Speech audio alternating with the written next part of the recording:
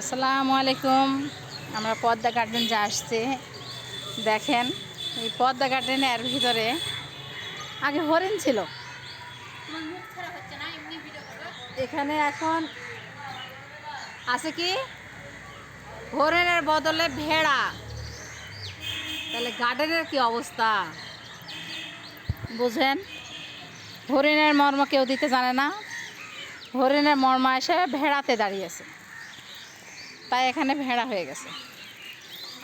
এখানে দেখার কিছুই নাই, খালি জোড়া জোড়া পাখি, জোড়া জোড়া পাখি চেঁও চেঁও করতেছে আর বেড়াচ্ছে।